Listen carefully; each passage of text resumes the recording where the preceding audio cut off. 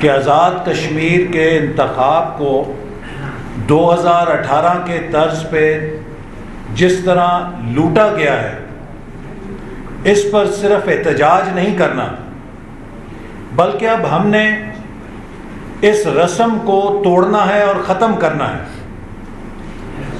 جبکہ انسان مریخ پہ چلا گیا ہے اور خلا کو راکٹس بھیج رہا ہے، پرائیویٹ سیکٹر کے لوگ دوسرے ملکوں میں اسپیس کو ایکسپلور کر رہے ہیں، 2021 میں ہم پاکستان کے اندر ووٹ کی حرمت کا رونا رو رہے ہیں۔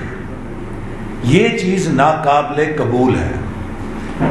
اس الیکشن کے اندر عمران خان نے جس طرح آزاد کشمیر کا مینڈیٹ چرایا ہے، یہ اس عالمی سازش کا حصہ ہے جس کا مقصد کشمیر کی دھرتی پہ پاکستان سے دوری کے بیج بونا ہے، پاکستان کش رجحانات کو فروغ دینا ہے تاکہ اس خطے میں ایک انڈیپینڈنٹ کشمیر کی ریاست جو عالمی سامراج کے ایجنڈے کا حصہ ہے، اس کے قیام کے عمل میں لانے میں مدد مل سکے۔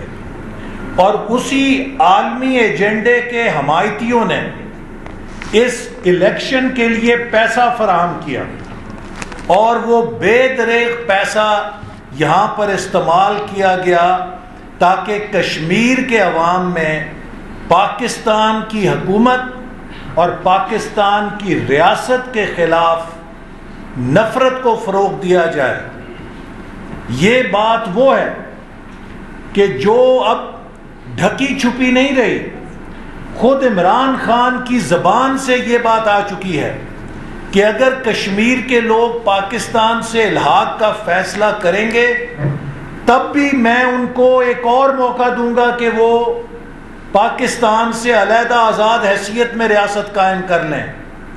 یہ بیان کشمیر کے عوام اور ان کی قربانیوں کے ساتھ ہی مذاق نہیں، یہ بیان ان کشمیر کے نوجوانوں اور شہداء کے ساتھ جو مقبوضہ کشمیر میں پاکستان کا پرچم سینے سے لگا کے بھارتی سیکیورٹی فورسز کی گولیوں کا سامنا کرتے ہیں، ان سے مذاق ہی نہیں بلکہ یہ 1947 کی پارٹیشن سکیم کو دوبارہ کھولنے کا سازش ہے۔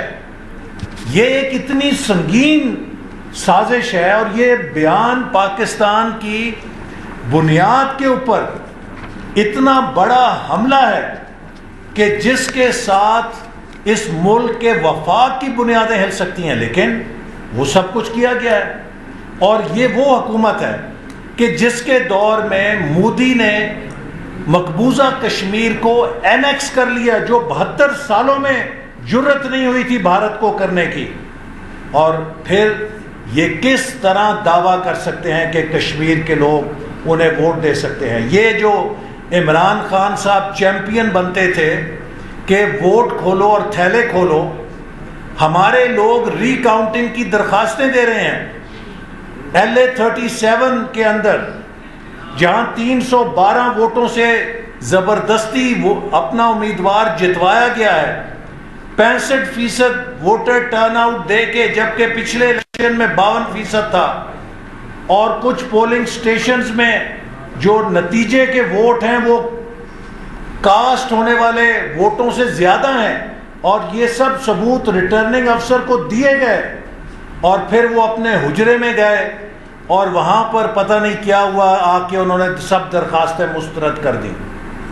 آج کیوں نہیں وہ تھیلے کھولے جا رہے؟ یہ عمران خان جو کہتے تھے کہ حلقے کھولو، تھیلے کھولو، جہاں جہاں ری کاؤنٹنگ کی درخواست دی گئی ہے کیوں اس کو مسترد کیا جا رہا ہے؟ چوری پکڑی جائے گی۔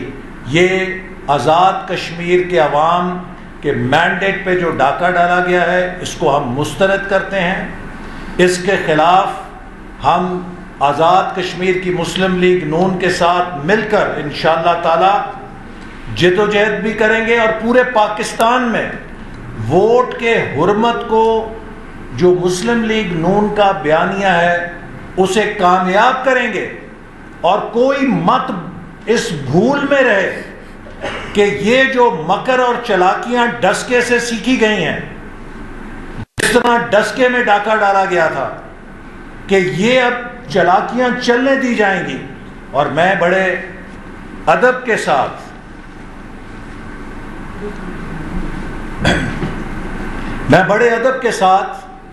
یہ بات پاکستان کے ریاستی اداروں کو بھی عرض کرنا چاہتا ہوں کہ آپ کس کے ساتھ ہیں؟ کیا آپ ریاست پاکستان کے ساتھ ہیں یا آپ کسی ایک سیاسی جماعت کے ساتھ ہیں؟ یہ پالیسی کی ہم نتائج 2007 میں دیکھ چکے ہیں۔ جب ریاستی ادارے کاف لیگ کے ساتھ ہوئے تھے تو اس کے کیا نتائج نکلے تھے۔ اس وقت دنیا چاہتی ہے، افغانستان کے حالات ہمارے سامنے ہیں، پاکستان چاروں طرف سے بحرانوں کے بیچ میں گھرا ہوا ہے، اور اس صورتحال کے اندر اگر ریاستی ادارے اپنی غیر جانبداری برقرار نہیں رکھ سکتے تو وہ بھی پاکستان کے مستقبل کے ساتھ کھیل رہے ہیں۔ جیسے ابھی شاہد صاحب نے کہا، راجہ صاحب نے کہا کہ انتہائی حساس ادارے کے سربراہ کے حوالے سے جو کچھ میڈیا میں آیا یہ ناقابل تصور تھا کہ ہمارے قومی ادارے کے لوگ پیسوں کے لین دین میں اور امیدواروں کے خرید و فروخت کے اندر ملوث ہوں۔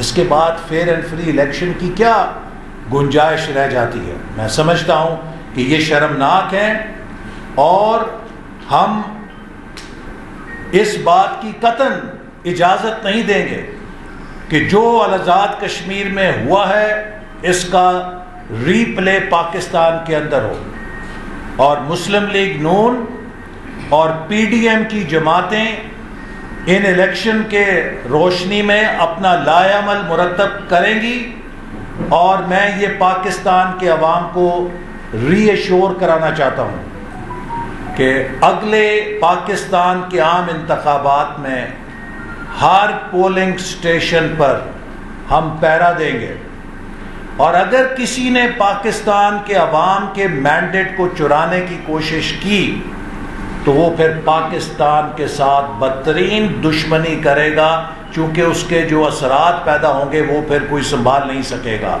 تو یہ ایک ایسی حکومت جس نے آزاد کشمیر کے اداروں پہ حملہ کیا، راجہ صاحب نے ابھی آپ کو بتایا، وہ عمران نیازی صاحب کہتے ہیں جی ان کی حکومت تھی، یہ دھاندلی کا شور مچا رہے ہیں۔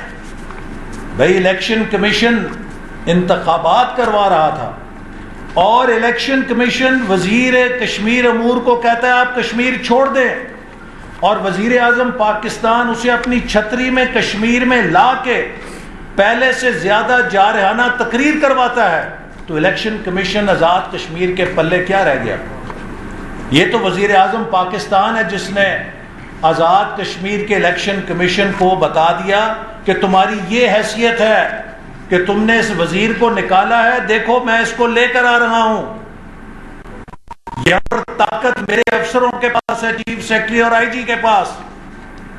تو لہٰذا یہ جو آزاد کشمیر پہ حملہ کیا گیا اس حکومت کی طرف سے جس نے پچھلے 3 سالوں میں آزاد کشمیر کی آزادیاں سلب کی، وہ تمام اختیارات جو مسلم لیگ نون کی حکومت نے ان کو دیے تھے، فائنینشیل اٹانومی دی تھی، ایڈمنسٹریٹو اٹانومی دی، اس کو ریورس کیا گیا۔ سی پیک کے وہ منصوبے منظور کیے گئے تھے ان کو کینسل کیا۔ کیوں نہیں 3 سال کے اندر میر پور مظفر آباد مانسہرہ موٹر وے کی تعمیر ہونے دی گئی، اس کو روکا گیا۔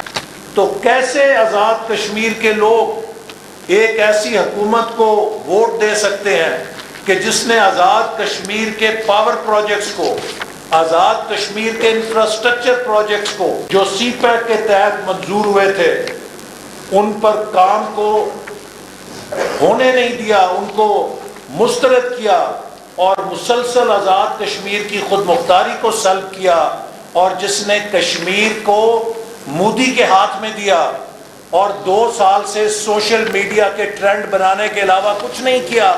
کس ملک کا دورہ کیا عمران خان نے کشمیر کا؟ موقف لے کے؟ کس ملک کا دورہ کیا شاہ محمود قریشی وزیر خارجہ نے؟